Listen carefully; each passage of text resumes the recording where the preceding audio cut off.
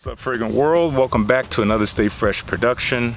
I'm Justin Copeland, and once again, I'm joined by Corbin from Northwest Scent. How you guys doing? Good to see you, Corbin. Good to see you. And we are back for something different. If you've missed some of the previous videos actually we've done, I'm gonna link a playlist up here. We've done 3 of them, so if you missed them, I don't know how, but check them out. Yeah, check them out. It seems people who watch them really enjoy them. So we're back with more fire this time. But this time we're doing something completely different. I haven't personally seen this done in the community in all my years on YouTube, so hopefully this comes off as something new to you. This could be completely ridiculous, or it could be like really easy. We don't know. It's like going to be very polarized.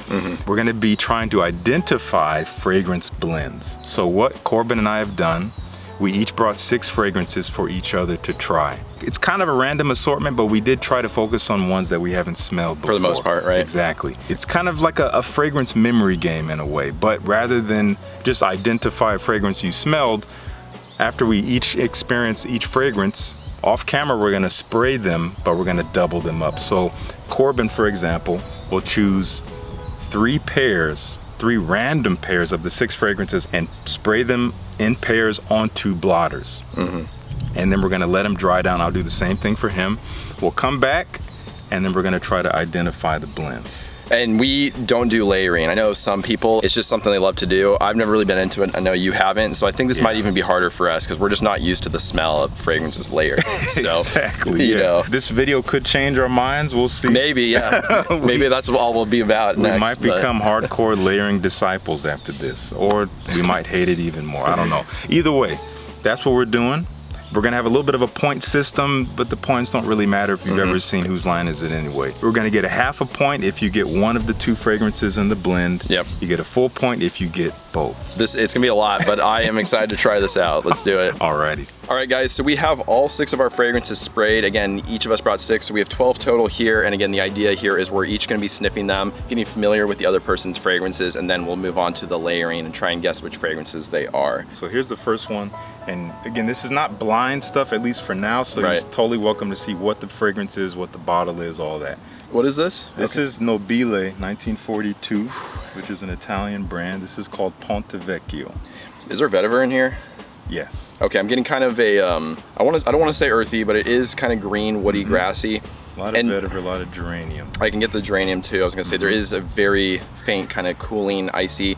It's not minty per se. It's not like jumping out at me as a mint note, but there is kind of that same effect you get. It might even be a little bit of iris. The vetiver sometimes to me, it's kind of a weird descriptor. Comes across kind of like cracker-like, almost like really dried bread, if that makes any sense. Yeah. Okay. Almost like like crackers are like stale bread, not in a bad way, but that's kind of the style that I'm getting here, along with that association. Yeah. I don't know why. That's just where my brain goes. All good. Okay. But it's pretty nice. I like it. Yeah. This is a classic. This is the original Pache de Cartier, 1992. Oh man, I've been meaning to try this for a long time. Aromatic fougere, nice. This one's actually a little bit sweet. I don't know why I was expecting it to be really dry. There's a nice touch of sweetness here. There is. I wore this yesterday. It's amazing, and it performs very well. It's really good for an eau de toilette. It sticks around 8 hours easy. Yeah. No, I like it. It's a good aromatic fougere with kind of a sweet touch. So this is from Panouche, which is a new brand based out of Paris. This is called Absinthe Gaillac. Oh wow. It's not maybe like an apparent booziness, but there is kind of a sharpness to it. Also, violet leaf is pretty heavy in there too. Okay. And there's a nice touch of sweetness as well, although absinthe does usually bring kind of a sweet quality. I would say this is more nighttime oriented. It just seems kind of darker while still being, just really pleasant, kind of sweet, dark, boozy. Totally. I like it. Yeah, it's different. Cool. And I love those bottles too. Those things they're like heavy. I was gonna say they look heavy. That base is like do curls with them. All right, so next we have Field Notes from Paris. Okay. Inica. Wow, that's good. Yeah. I've heard this smells similar to, what is that, Lanvin, or Avant-Garde by Lanvin. A little bit. It's kind of a niche version of that in my opinion. I haven't smelled that one. This smells really nice. This is gonna be a really boring descriptor, but it smells a lot better than this, but almost like clean laundry, kind of in a way. I see what you mean. But there's kind of a spiciness to it as well. There is honeycomb or something. There might be like tobacco flower. There's a sweetness that's kind of aromatic in a way. Yep. But there's something warm and cozy about it, I think. No, definitely. It is warm and spicy, but it's just not overly dense. Like I said, it's kind of like clean laundry, but spicy. Yeah. Like it feels fresh, but you can tell there's like a denser quality to it. Yeah, I like this. This is really nice. Yeah, That's probably my stuff. favorite actually of the 4 that I've smelled so far. It's really, really nice. Very elegant, but easy to wear. All right, next one up. This is called Perfecto from Gallagher Fragrances. I've been meaning to try this one, actually just try the house in general. This is really nice, wow. You know, pear is actually my mom's favorite note. I'm used to smelling it in fragrance. This is a real, but this to me seems different than what I'm used to around her. This one is very juicy, sweet. It's kind of like an authentic pear, but there is more going on here. It's kind of complex. It is. That's nice though. How's the performance on this? It seems very good. I was gonna say it seems dense. Like it's really popping off this. Pretty dense. Yeah. Okay. Yeah, I like that. Yeah. That's sweet. Also no pun intended. And the final one here, which maybe it's been a while since you smelled it, it's called Ganymede from Marc Antoine. Yes, very. Yeah, I tried it just once. Now this is strange. So this is named after Ganymede the moon, right? So it's kind of supposed to be like there's a metallic-y mineral kind of quality to it, but there's a freshness. But overall, to me, this smells like the inside of a brand new luxury car, like the leather interior. Yeah, I could see that. Yeah, it is. It's clean. There is kind of like that suede-like nature to it. Yeah, not like a rustic leather. Are they saying there's leather in here or any kind of like there a cord? is. I think there might be a suede. Okay. No, I could definitely see that. But there's kind of a cold nature to it as well. Yeah, you get maybe metallic notes. You get immortelle. Different. There's something kind of familiar about it, I think, but it's like this is totally unique. I've seriously never smelled anything like this. And surprisingly, very wearable smelling too. And it's strong? Yes. Okay. Surprised you wouldn't think it, but it sticks around 15 hours. It stayed on my shirt for like weeks. That's impressive. Yeah. Yeah, because it's not an overly like in your face scent profile, but the fact that it has longevity behind it, that's nice. I think my favorite, probably of those was the field notes. Definitely. Beautiful scent. They're all really nice. Yeah. Okay, so your turn now to smell mine. Okay, so here's the first one. This is from Memo Paris under their Queers Nomads collection called Russian Leather. Okay. Which this is, it's actually an aromatic fougere. A lot of people don't realize that. Yeah. You get lavender in here, but you get a lot of, I want to say cypress, cedar, rosemary, basil. There's mint in here, bringing like a coldness. Yeah. And there's actually a little sweetness. I think there might be some amber in the base. It's a bunch of herbs. Yeah, it's spices, quite herbal, woods. but it's a little sweet. It's kind of smooth and creamy, but it is fresh. It's good. Yeah. Now, to me, when I smell it, I just go to like a snow-covered forest. That's kind of what I envision. Yeah, I see what you mean. So that's pretty nice overall. Here's the next one. So this is actually a new release. This is from Issey Miyake. This is Fusion d'Issey Extreme. So this one, it's kind of a fresh fragrance, but it's kind of sweet and it's a little bit rich at the same time. I'm getting a lot of coconut here. You get coconut, but it's not like at least to my nose, it's not super sunscreeny or like a suntan lotion. No, it's not super dense, not too creamy. Yeah. There's lavender actually in here as well, so it is a little bit aromatic. There is bergamot, solar notes. There's lots of bugs out here. They're bombarding us, and then I want to say maybe some woody notes as well. So I'm definitely getting this solar thing is kind of a trend this year. Yeah. And I'm getting that vibe here, but it's nice. And I put this, in my fresh fragrances with depth list recently because I think this is really complex for a designer. It's good stuff. For a fresh designer. Good stuff. So here we have probably one that most of you have never heard of. This is from Parfums de Marly. It's called Lipizan. It's actually a Chypre. Whoa, it's like it is. Old school masculine leather. It is. I like that. It is aromatic, definitely leathery, spicy, man, kind of citrusy. There's a lot of citruses in the top. When you first spray it on, it actually is surprisingly fresh. Yeah, I mean, even right now, it's still quite fresh, I would say. But you're kind of getting that like animalic leather, right? A little bit, yeah. I mean, it's kind of leaning in like Raja territory. It is. It's really complex. Way more dense than I would have expected. It's pretty potent. No, it is. And for an eau de toilette, it lasts. This is an eau de toilette? Yeah, the clear bottle ones are eau de toilettes. Okay. So for me, it's really good performance, and I love it. I think it's pretty slept on. I kind of understand why it's not as popular as like Leighton. Yeah, it's not very classy, as you said, kind of mature. Yeah, but if you guys are in a mature sense, Lipizan, great. It's good. Yeah. All right, so here's one of the heavy hitters I brought. This is Apple Brandy from Killian, a city exclusive. Yeah, this one's hard to find. I want to say they just discontinued this actually. I think so. Whoa. Not what I was expecting at all. Yeah. Man. So if you look at the note breakdown, this one's really weird. I think I want to. So woody. There's oak. Yeah, it's so woody, but it's like authentic. It's really authentic. Now, believe it or not, there's no apple in the note breakdown, and there's no brandy. There's no boozy notes in the note breakdown. It's just woods and spices as the note breakdown. I don't know if they're, you know, giving us a fake note breakdown to avoid cloning, which you see a lot nowadays, or if that they're just doing some kind of a chord here. You know, yeah. But it's boozy and fruity to my nose. It smells like you popped open an oak barrel. Yeah. Filled with brandy. But it's a fruity brandy. Yeah, but like then very there's fruity. a warmth to it. Yeah. It kind of reminds me, it leans kind of in Tom Ford direction. You know, the way that he's infusing booze with fruits like something like plum japonais or man, but it's so dry and woody. It's like I thought I was smelling the trees. Yeah. I'm like, is that the scent of the trees wafting over here? Yeah, It's like, it's incredible. Very woody, but it's got that nice fruity apple and it's sweet and spicy. I think it's awesome. That's amazing. So here we have Oud Palau from Diptyque. Oh yes, okay. This is supposed to smell like Dior's Oud Ispahan. Wow. It's a little bit of it's one of the dirtier ouds. This is like, it's a little bit kind of. This is a beautiful slap to the face. It is. Yes, it's quite dirty. It's quite animalic, but there's something sweet and beautiful floating around in the background. Is there a rose in there? There is. It's it is an oud rose, and I think. Oh, that's good. I'd have to double check, but I want to say it's a Bulgarian rose, which to my knowledge is supposed to be a little bit jammier. Yeah, it is. It does help to have more presence within this dry, dark, kind of animalic oud. Yeah. That rose is in there. It's like, yeah. You know, I like it. I think there's saffron too. Okay. To bring a little sweetness.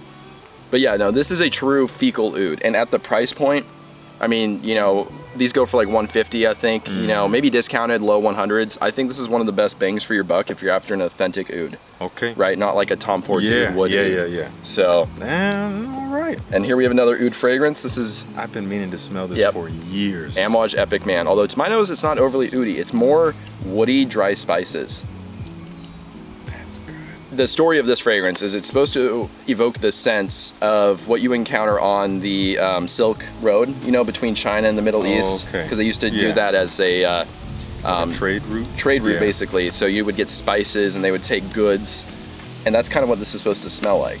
This is, I mean, Amouage in its form. It was Overture last time, and now it's Epic Man. Yeah, man. And again, I've been meaning to smell this for years and years. I've imagined what it might smell like.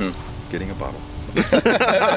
It's that good. This is another slept-on fragrance from the house. Wow. Everybody hypes up Reflection Man, Jubilation 25. Which my bottle of that just arrived today. I mean, those are all great. Don't get me wrong, but this one's equally as good. Yeah. Nobody talks about it. All right. We've logged this, and now we have to go off memory. Hopefully, we'll figure it out. Yeah. So now we're gonna go off camera. We're gonna each, without each other seeing, spray pairs of our fragrances. So we'll have 3 pairs each. We'll come back and then we'll get to the real deal here. Hopefully we'll figure it out. Let's see how this goes. Alrighty, see you in a sec. Okay, we're back. Off camera, what we did is in our own little corners here, we chose 3 pairs of the fragrances that we brought and we layered them together. So we have 3 test strips each test strip again containing a pair, some random pair, or at least a pair that is unbeknownst to the other person of the fragrances that we brought. There's not much more that needs to be said now. Now we get to the madness. And yet again, this is a total experiment. This could be just stupid and ridiculous. It could be super easy. We'll see how we do. Yeah, we really don't know. We were trying to think about it, like, how easy will this be? Now, that might be really hard, actually. Okay, I know which one this is. So again, my job is to try to identify both of the fragrances that are layered here. Yeah, which he hasn't smelled until today. Exactly. You know, that's why it's harder. Exactly. Okay, this already smells really nice. Yeah, some of these were surprising to me. I was like, wow, that's a nice combo. This is a great combo. I think I'm getting Russian leather. Okay. So that would be one. Gotcha. The other one. And again, we have the bottles here, so we can actually see them, but we can't smell the atomizers to remind ourselves or anything. Just that way we can remember in case we forget a name of a fragrance or something. Exactly, because this is a ridiculous challenge. So we yes. got to give ourselves some kind of slack, something to hold on to here. Yep. Which is also why we don't have a throwaway for this video. That's right. That's right. Yeah. Okay, man. What is this mixed with? So you're pretty confident with Russian leather. Now he's second guessing. And this is the thing, we are destroying our noses right now. Yeah, and some of these are really pungent too, fragrances, which will do that even quicker. So we only have so many sniffs before it's diminishing returns.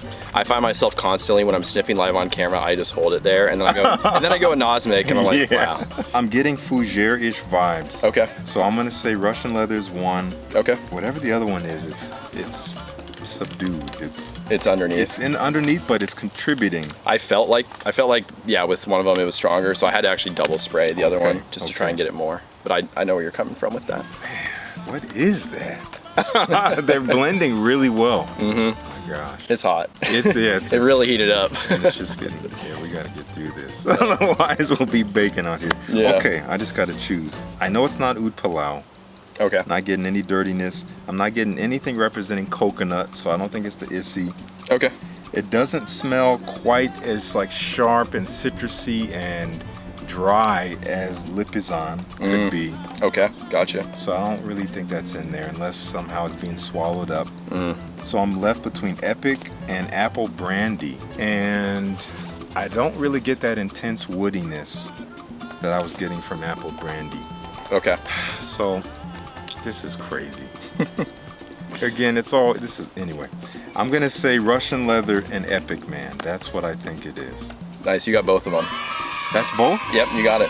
Wow. Yeah, you got it. And to me, it was mostly the Russian leather. Yeah. Because I was smelling it, before we were turning on the camera, and I was like, oh man, I'm barely getting the Epic. So I didn't spray it again, but I feel like it's probably still a little subdued, honestly. That Russian leather really took over. The Epic is there. Yeah. It changes Russian leather in a way. It's like it's turning it so you see it from a different perspective.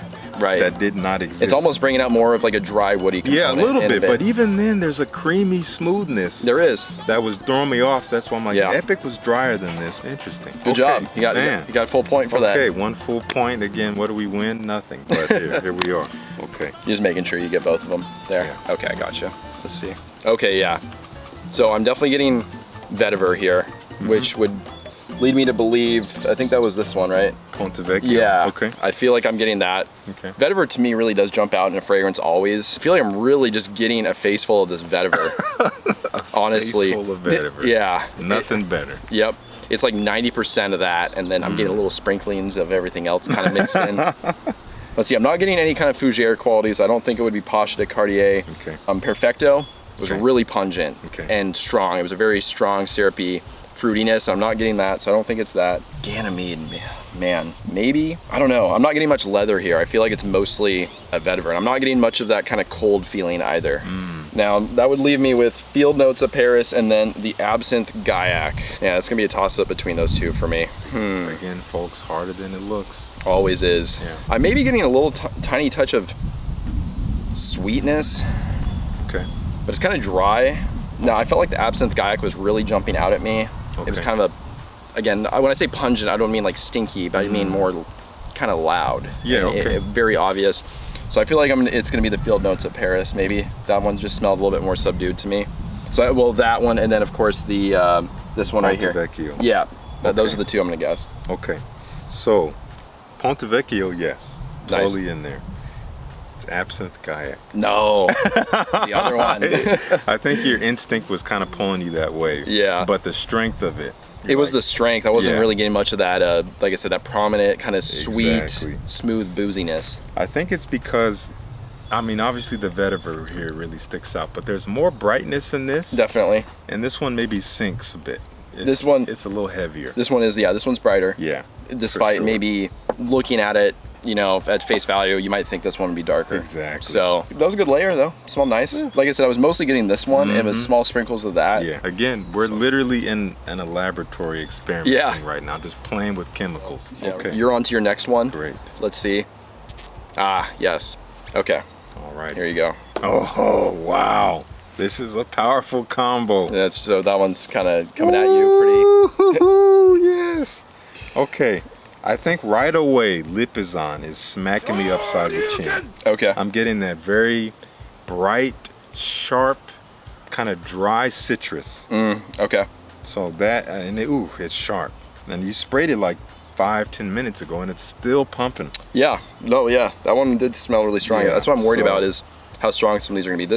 They're both strong. So I get that, but isn't it kind of funny how one seems to jump out at you a lot more. Whatever else that's in here is like really, I mean, Lipizan is just like, look at me, look at me. No, don't look at them. It's all about me. Does it smell like a good layer to you? It does. Again, it's like, I feel like if it's blending to the point where you can't pick them out, it's a good layer. Right, where it's not obviously like two different fragrances. Exactly, they're not like sitting next to each. It's like, you know, when you have two oceans that collide and you just see the divide, you know, it's like, this is not that. They are mixing. Gotcha. Sure, sure. There's something sweeter and warmer behind Lipizan, but it is subdued, you know. So we're looking at apple brandy, we're looking at Oud Palau, and we're looking at the Fusion d'Essai Extreme. Right. Oh man, it smells really good. Yeah, I thought it was a good one too. There's a sweet smoothness back there. So you're saying it smells a little sweeter to you? It does smell. Than the one you think it is alone. You're thinking it's Lipizan. Yeah, Lipizan but it smells is not this sweet. Yeah, okay, I gotcha. Sure. But if it's like Lipizan with some oomph, but it's not coming off again super woody and dry like apple brandy. If it's Oud Palau is being real shy. Yeah, that's definitely not a shy fragrance. No. I feel like it, I almost feel like I get a little bit of coconut back there, but it's kind of coming off as just this very vague sweetness. So I can't tell. Okay. But I think that would be my best guess. So I'm going to say Lipizan and the Fusion d'Essai Extreme. Let me double check, but yeah, you are right. Oh my gosh, wow. Can you smell the Issy? Yeah, I can. It is the coconut actually that for me, because I was looking for that, you know, for me that's kind of the standout note here, because there's so many citruses in Lipizan, you're not going to pick out like the bergamot from here as well.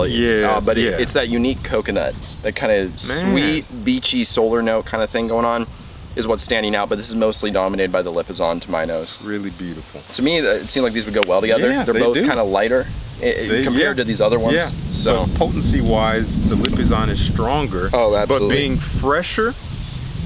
fresher than the Issy, I think they go well together because it's like this the Lipizan just kind of rises. Yes. And the Issy just doesn't rise quite as high, so they don't like completely like drown each other out. Right. It's really nice. No, it worked well. So you know, so obviously we're at a point where Corbin has exhausted all but 2 of his fragrances, so so we know what they smell like, but we're still gonna smell them. We'll give our thoughts. Yeah. Because and again, the reason we didn't add any throwaways was because we weren't sure how hard this would be. Yeah. You know, we don't want to go 0 for 6 or whatever. You know, 0 for 3. So. Yeah, but maybe next time. Yeah. We'll see. Let us know down in the comments if you guys want to see it harder. I still gotta do some guessing though. Yes. Let's see. Let's see here. I've already lost because I missed 1 fragrance last time. Okay. So one of these, let's see here. Okay, yeah. Whew. I'm definitely getting like a sweet spice, a little bit kind of floral. I feel like one of them is gonna be the field notes. Okay. I feel like I'm getting field notes here. Kind of getting that like clean laundry vibe as well. Okay. Which I think is what I said I kind of got from field notes. You did say that. So I definitely feel like that's in here. Man, the other one, I feel like it's getting drowned out here. So yeah, you see in these layerings that we've done, one really jumps out at you. You can get it. Yeah. And I mean, I'm assuming, I guess I haven't had it confirmed, but I really do feel like field notes is in here. Okay. The other one's kind of eluding me right now. I don't feel like I'm getting any kind of barbershop vibes, so that would be a no-go for Pacha de Cartier Eau de Toilette. There is kind of a sweet quality. Seems sweeter and fruitier than I remember, which maybe lead me to believe Perfecto. Again, this one, Ganymede, was cold, minerally. There was kind of like a leathery vibe, although I am kind of getting a leathery touch here too. So I feel like it would be either between Ganymede or Perfecto. I feel like I can safely eliminate Pacha de Cartier. I have to go with my instinct of either, is it sweet and fruity or is it getting more of that leather? I can't really tell. I'm kind of getting both of those. I feel like it could be like all 3 layered together. That's the next video. Yeah, we'll be doing triplets. Yeah, we'll be doing 10 fragrances, 10 on one strip by the end. It's just gonna smell like dirt. Could you imagine that? Oh my gosh. I think I'm gonna go with Perfecto. I feel like there's a fruitiness here. Okay. So I feel like that's what I'm gonna go with. Okay. So, it's not Perfecto. Okay. It is Pacha. No way. With field notes. So I did get field notes, but it's Pacha in here? Pacha's in there, yeah. I was not getting any of that fougere. Yeah, I think feeling. I did one spray each. But I did remember, you know what? There was a sweetness to Pacha de There Cartier. is a sweetness in there, yeah. But it did get buried, which I was surprised because this, I believe, is a little stronger than Yeah, this seemed stronger than that. I'm surprised. I would have thought it would be the other way around. I do get a little bit of Pacha. You do? A little bit. It's a tiny bit of the spice. We're giving each other fragrances that obviously we have in our collection. So these are the ones that I am familiar with. He has his that he's familiar with. Yeah. Which is where the challenge comes from. Right. So and we only briefly smelled these. But, exactly. Well, you're on your last one. So yeah, and I guess you might as well smell it. Okay, let's both go. Yeah, so again, next time, now that we know, okay, we can kind of get through this, we'll add some challenge. But now we're just having fun. Like, what do you think of that? This is more Ganymede. Just more Ganymede to my nose. I'm getting that minerally coldness. Yeah. But it is sweeter. Oh, this is a good combo. Yeah. This is a really good combo. I feel like this is oud palau and apple brandy. Right. And then I'm smelling the Ganymede and the Perfecto. Yeah.